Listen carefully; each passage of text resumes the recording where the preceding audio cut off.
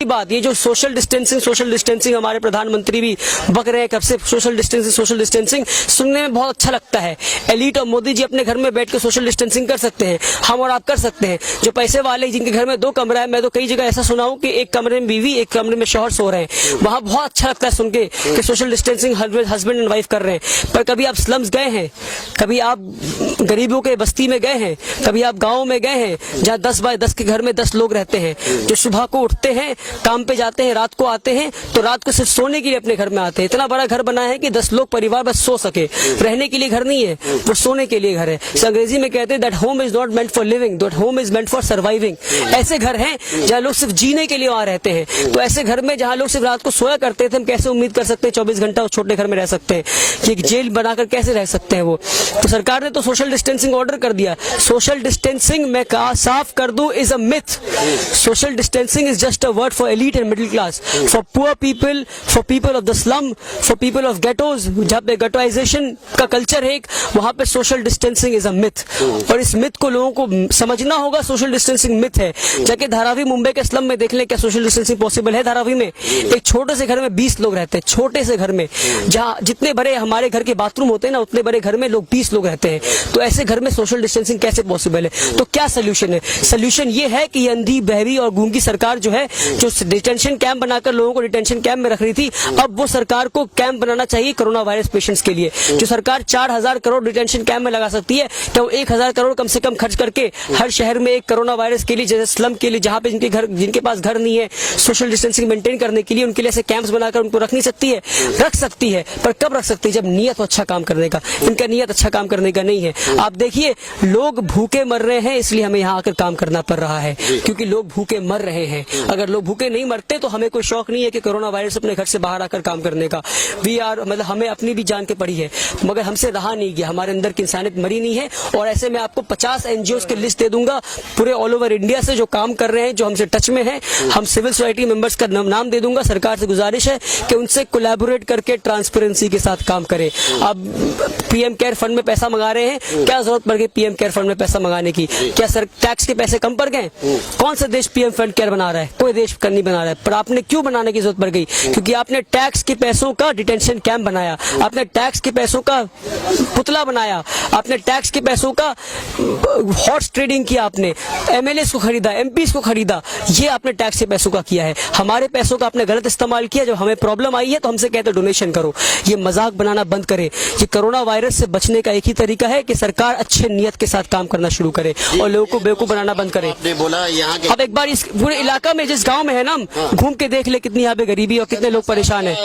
पैगाम पहुँचना चाहिए जनता को, क्या बोलना चाहिए? जनता से नहीं, जनता को पैगाम पहुंच चुकी है। जनता डरी हुई है और जनता पैगाम तभी सुनने को तैयार है जब पेट में खाना होगा। जिसके पेट में खाना नहीं, वो सुनने को तैयार नहीं है। तो पहले पेट में खाना दीजिए, फिर हम बात करें जनता से। लोग बहुत परेशान हैं। मैं यहाँ क्या करने आया उससे पहले आपको बता दूं, 2 दिन पहले न्यूज आया है। हम सब जानते हैं कि एक माँ ने अपने 5 बच्चों को नदी में फेंक दिया, नदी में फेंक कर मार दिया। एक माँ ने 5 बच्चे को नदी में फेंक कर मार दिया। हम सब जानते हैं ये बात। अगर हम देशवासी, इस दुनिया के वासी बोलता हूँ, अब देशवासी ये सब छोड़िए, कोरोना वायरस ने कोई इंडिया, पाकिस्तान और बांग्लादेश, चाइना और अमेरिका नहीं देखा। कोरोना वायरस ने कोई बाउंड्रीज नहीं देखा। तो कोरोना बाउंड्री जो इंसान ने बनाया था, कोरोना वायरस ने उस बाउंड्रीज को लात मार दिया है और कहा कोरोना वायरस को बाउंड्री देखता नहीं है। तो दुनिया के लोग इस चीज को देखें और इससे सीख लें कि अगर 5 बच्चों को एक माँ नदी में फेंक कर मार देती है और ये न्यूज सुनने के बाद हमारी रातों की नींद हराम नहीं होती है, तो शायद हमारे अंदर की इंसानियत मर गई है। अब आकर देखें, इन गाँवों में लोग बहुत परेशान हैं, बहुत परेशान है लोग, भूखे मर रहे हैं लोग। सरकार कह रही है कि हम खाना पहुंचा देंगे लोगों तक। खाना कितने लोगों तक पहुंचाएंगे? कैसे पहुंचाएंगे? आप बीपीएल कार्ड वालों को पहुंचाएंगे? जिनके पास बीपीएल कार्ड नहीं है, वो गरीब, उन तक कैसे पहुंचाएंगे आप? सबके पास बीपीएल कार्ड नहीं है। राशन कार्ड वालों को पहुंचाएंगे जिनके पास राशन कार्ड नहीं है। उसके बावजूद आपने एक और नया सिस्टम ला दिया, अच्छा ये फॉर्म भर दीजिए जिनके पास राशन कार्ड नहीं है। बहुत से लोग उतने पढ़े लिखे नहीं, जिनको पता नहीं है फॉर्म किस तरह भरना है, क्या स्टैंप मारना है, कहाँ साइन करना है, खाना कैसे मिलेगा। बहुत से लोग माजूर है, घर पर हैं, जिनको कोई बीमारी है, वो खाना लेने जा नहीं सकते, उन तक खाना कैसे पहुंचेगा? तो ये सारी सवाल है, इसके जवाब कौन देगा? जवाब हम तो नहीं देंगे, जो सत्ता में जिसको वोट देकर पहुंचाए जवाब वो देगा। अब सवाल ये है कि जो सरकार आम दिनों में हर नागरिक तक खाना नहीं पहुंचा पाता है। यानी कि आम दिनों में जब कोरोना वायरस और लॉकडाउन नहीं है तो लाखों की तादाद में लोग भूखे रहते हैं और भूखे पेट सोते हैं। तो हम कैसे उम्मीद कर सकते हैं कि सरकार कोरोना वायरस और लॉकडाउन के वक्त लोगों के हर घर तक खाना पहुंचा देगा?